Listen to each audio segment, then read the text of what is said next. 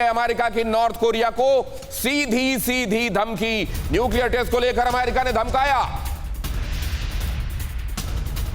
परमाणु परीक्षण किया तो जवाब डिस्ट्रक्टिव होगा।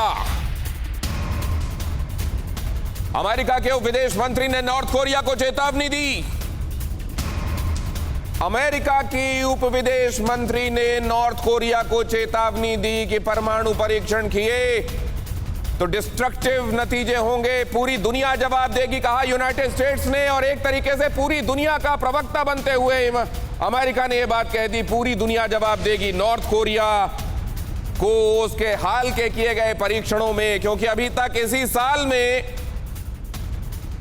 इस साल के भीतर भीतर ही 15 से ज्यादा परमाणु टेस्ट, मिसाइल टेस्ट हो चुके हैं। एक आईसीबीएम का भी टेस्ट हो चुका है। 10 मई को साउथ कोरिया के नए राष्ट्राध्यक्ष ने जब कुर्सी संभाली तो उन्होंने उम्मीद जाहिर की थी कि अब नॉर्थ कोरिया शायद सदाशयता से काम लेगा और अब पहले जैसी स्थितियां नहीं रहेंगी। आर्मिस्टिस को आगे बढ़ाने के लिए काम किया जाएगा, वो ट्रीटी जिसके जरिए नॉर्थ कोरिया और साउथ कोरिया में चला आ रहा जो लगातार तनाव था वो खत्म हुआ था, लेकिन वो होता हुआ दिखाई नहीं दे रहा है। लगता है कि साउथ कोरिया के प्रेसिडेंट ने बंकर से जो बात कही थी, शायद ये सोचकर ही कही थी कि ये बात कही तो जा रही है, लेकिन जो जगह उन्होंने चुनी थी बंकर पहले एड्रेस के लिए कुर्सी संभालने के बाद, उनको भी ये मालूम था कि असल में मेरी कही हुई बात का अंजाम क्या होने वाला है। यहां सदाशयता कभी नहीं होगी, ये लड़ाई विध्वंस कराएगी। क्या हम ये क्यों कह रहे हैं? हम ये क्यों कह रहे हैं कि म्यूचुअल अश्योर्ड डिस्ट्रक्शन की तरफ बातें बढ़ती जा रही हैं? जरा देखिए, ये दोनों ही तरफ की कही हुई बातों को बहुत ध्यान से आप देखेंगे तो आपके सामने स्थिति स्पष्ट होने लगेगी। अमेरिका न्यूक्लियर टेस्ट किया तो खैर नहीं की बात कर रहा है नॉर्थ कोरिया से, और नॉर्थ कोरिया उसने कहा 2017-18 में तुम लोगों के साथ ऐसी बात हुई थी, उसके बाद मैंने नियम तोड़े, तुमने क्या कर लिया, मैं ऐसा करता चला जाऊंगा। ये कहा नहीं गया, लेकिन ये बिल्कुल स्पष्ट है। इन्हीं लाइनों का आप चरितार्थ होते हुए देखेंगे। मैड, यहां देखिए, न्यूक्लियर टेस्ट किया तो खैर नहीं, और इधर नॉर्थ कोरिया एक और न्यूक्लियर टेस्ट की तैयारी में लगा हुआ है। पूर्वी शहर प्योंगयरी में ये न्यूक्लियर टेस्ट साइट है, प्योंगयरी, और यहां पर 2017 में नॉर्थ कोरिया ने यहीं से एक टेस्ट किया था। 2017 में थर्मो न्यूक्लियर बॉम्ब का कामयाब टेस्ट किया गया था। 5 जून को भी नॉर्थ कोरिया ने 8 मिसाइलें यहां पर दागी। 5 जून को जब ये 8 मिसाइलें दागी गई तो अमेरिका ने भी इसका जवाब दिया साउथ कोरिया के साथ मिलकर, और एक दूसरे को जवाब देने का ये जो सिलसिला चल रहा है, यही जवाब देने का सिलसिला क्या किसी दिन भीषण विध्वंस में बदल जाएगा? क्या ये लड़ाई विध्वंस कराएगी? यही समझने की हम कोशिश कर रहे हैं, क्योंकि ये जो हुआ संडे को 5 जून को नॉर्थ कोरिया ने जब ये टेस्ट किया तो वो इसलिए किया क्योंकि वो इस बात से इंटिमिडेटेड था कि रोनाल्ड रीगन के साथ, अमेरिका के वॉरशिप के साथ साउथ कोरिया उसकी तरफ आंखें तरेरने की कोशिश कर रहा था। जैसे ही वो ड्रिल खत्म हुई, 5 जून को ये ड्रिल की गई, और 5 जून को जब ये समाप्त हुआ तो 6 जून को साउथ कोरिया और अमेरिका ने मिलकर परीक्षण कर लिया। जरा देखिए, नॉर्थ कोरिया 8 मिसाइलों का परीक्षण, तो अमेरिका और साउथ कोरिया ने अगले ही दिन 8 मिसाइलों का बदले में परीक्षण किया। कहा टिट फॉर टैट होगा। इसी tit for tat, eye for an eye will make the entire world blind, कहा था महात्मा गांधी ने। कोई सुनने वाला है क्या? देखिए, नॉर्थ कोरिया 35 मिनट में गिरी मिसाइलें, इधर एक अमेरिकी और 7 दक्षिण कोरियाई मिसाइलें यहां पर टेस्ट की गई, और फिर उससे भी जब आगे बात गई तो क्या हुआ? इधर हुआ था 5 जून को, 6 जून को यह हुआ, लेकिन मैंने 4 जून की कहानी भी आपको बताई। 4 जून नहीं, एक्चुअली 3 जून को वो ड्रिल समाप्त हुई थी, जो कि एक बड़ी ड्रिल थी, और रोनाल्ड रीगन के साथ साउथ कोरिया ये इस ड्रिल का हिस्सेदार था। और उसके जवाब में 3 तारीख को वो एक्सरसाइज खत्म हुई, एक दिन रुककर 5 तारीख को नॉर्थ कोरिया की तरफ से किया गया, 6 तारीख को साउथ कोरिया और अमेरिका ने उसका जवाब दिया। यहां देखिए, 2022 में नॉर्थ कोरिया का ये 18वां मिसाइल परीक्षण है इस साल के। अभी आधा भी नहीं बीता है, जून अभी चल रहा है, और इसी साल 18वां मिसाइल टेस्ट, जिसमें एक आईसीबीएम टेस्ट भी। लेकिन अमेरिका और के साथ किया हुआ वो वादा, जिसको बाद में किम जोंग उन ने ये कहते हुए रिजेक्ट कर दिया था कि ये तो सिर्फ अपनी भलाई के लिए, अपने हित देखते हुए एक्चुअली हमारे साथ किया हुआ कोई ऐसा वादा है जिसमें हमको मूर्ख बनाने की कोशिश की जा रही है और हम इसको निभाएंगे नहीं। अमेरिका और साउथ कोरिया का इधर बहुत बड़ा दावा, अमेरिका और साउथ कोरिया का दावा कि जल्द ही नॉर्थ कोरिया परमाणु परीक्षण फिर करने वाला है। आखिर कितना एनरिच्ड यूरेनियम इसके पास रखा हुआ है? कहा जा रहा है कि बहुत ज्यादा मात्रा में उसके पास ये भंडार है, और एक के बाद दूसरी मिसाइलें बनाने में लगा हुआ है। 2006 में पहली मिसाइल बनाई थी, परमाणु हथियार पहली बार 2006 में उसने बनाया, और अब इधर लगातार ये होड़ मची हुई है और अभी 2011 में आपको मालूम है कि पहली बार किम जोंग उन ने अपने पिता किम जोंग इल के बाद गद्दी संभाली थी और अभी तक 100 से ज्यादा मिसाइलों का टेस्ट वो कर चुका है, जबकि उसके पिताजी ने 16 से 17 ही मिसाइलें टेस्ट की थी अपने 10 साल के कार्यकाल में। तो कैसी एक अंधी दौड़ मची हुई है नॉर्थ कोरिया की तरफ से। ये अगर प्रोवोकेटिव कहा जाए तो वो प्रोवोकेटिव किसके लिए है?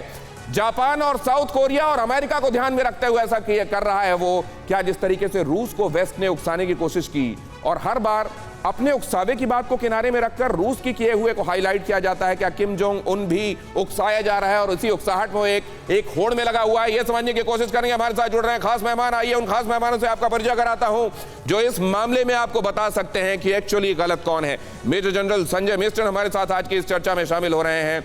एयर वाइस मार्शल पीके श्रीवास्तव हमारे साथ आज की शाम इस चर्चा में। Professor Amitabh Singh foreign expert और प्रोफेसर हैं बच्चों को, आज के उन लोगों को जिनके हाथों में कल देश की बागडोर होने वाली, उनको समझाते हैं कि एक्सटर्नल अफेयर्स के मामलों में किसको कैसे देखा जाना चाहिए। Captain Shyam Kumar retired naval officer हमारे साथ इस चर्चा में शामिल हो रहे हैं। जनरल मिस्टन, सबसे पहले ये कि ये पागलपन असल में इसके लिए जिम्मेदार कौन है? ये पागलपन के लिए जिम्मेदार कौन है, आपने बहुत अच्छा सवाल पूछा है। मैं तो बोलूँगा पागलपन के लिए विश्व के काफ़ी लीडिंग देश जिम्मेदार है, क्योंकि ये डबल स्टैंडर्ड जो चल रहा है। कोई कंट्री बोलता है कि हमें पूरा हक है न्यूक्लियर वेपन्स होने का, खासकर जो यूएन सिक्योरिटी काउंसिल के जो 5 मेन सदस्य हैं सबके पास न्यूक्लियर वेपन्स हैं। वो दुनिया को बोलते हैं कि आपके पास कोई वजह नहीं है कि आप न्यूक्लियर वेपन्स बनाएं। ये डबल स्टैंडर्ड की वजह से इसको मैं बोलूँगा, पहले एक होता था आर्म्स रेस, अभी आर्म्स रेस तो नहीं है, अभी न्यूक्लियर वेपन्स रेस शुरू हो गई है। और अभी जो ये रूस और यूक्रेन के बीच में जो लड़ाई चल रही है, इससे एक और सबक मिलता है कि जो छोटे देश हैं जिनके पास परमाणु हथियार नहीं है, वो भी चाहेंगे कि उनको परमाणु हथियार कहीं ना कहीं से मिले या वो किसी भी देश को एक न्यूक्लियर अम्ब्रेला। बहुत बड़ी बात आप कह रहे हैं सर। दुनिया का ये जो अंदाजा है कि उसके पास कितने अभी तक न्यूक्लियर वेपन हैं छोटे बड़े मिलाकर, उसकी जो तादाद बताई जाती है, क्या पीके श्रीवास्तव सर एक्चुअली तादाद वो होगी या आपको लगता है कि ढके छुपे बहुत सारे देशों के पास ये हथियार होंगे और अगर एक्चुअली ये कितना जखीरा है सामने आ जाए तो दुनिया के होश उड़ जाएंगे? देखिए, अब ये एक तरीके से कहानी बन गई है कि अब सबके पास न्यूक्लियर अम्ब्रेला होना चाहिए, देश की ताकत जितनी है नहीं है। क्योंकि एक स्टार्ट था स्ट्रेटेजिक आर्म्स रिडक्शन ट्रीटी, उसके बारे में तो अब बातचीत बिल्कुल बंद हो गई है। अब रेस करने की आ गई है और उसमें मैं यही कहूँगा, जनरल मिस्टन के साथ मैं सहमत हूँ कि इसमें जो लीडिंग कंट्रीज़ हैं उनका बहुत बड़ा रोल है। उन्होंने इस असंतुलन को और बढ़ाया है। उन्होंने कहा हम रख सकते हैं, आप नहीं रख सकते हैं। हम नाटो में लोगों को ला सकते हैं, आपके लिए किसी चीज़ की व्यवस्था की ज़रूरत नहीं है। हम मिलिट्री अलायंसेस कर सकते हैं, आपको करने की ज़रूरत नहीं है। तो इसमें हर आदमी भयभीत महसूस कर रहा है। लेकिन मैं एक बात कहना चाहूँगा नॉर्थ कोरिया के संदर्भ में, उसके पास है क्या? वो तो वैसे ही लुटा पिटा देश है। उससे अगर it's not apple to apple, अगर उसने कुछ आपके ऊपर डाल दिया तो आपका बहुत नुकसान होगा। उसका क्या नुकसान होगा? वहाँ तो जिस तरह की सत्ता है, जिस तरह से लोग भुखमरी में मरते हैं, जो उनका हालत है, उसमें आप उनका क्या बिगाड़ लेंगे? तो किसी वैसे से लड़ने की कोई जरूरत नहीं होती। हमारे यहाँ कहावत होती है ना, भूखे नंगे को आप क्या निचोड़ेंगे? बिल्कुल बिल्कुल, ये बहुत बड़ी बात कही जा रही है। बात समझने की जरूरत है। क्या करेंगे आप उन कंट्रीज का जो बहुत बड़ी कीमत अदा करने के लिए तैयार बैठे हैं? उन्होंने पहले भी ऐसा किया है। उनके लिए जान, इंसानी जान, उस पर कोई बहुत बड़ा प्रीमियम उनके लिए नहीं होता है। तो है, जाए तो जाए।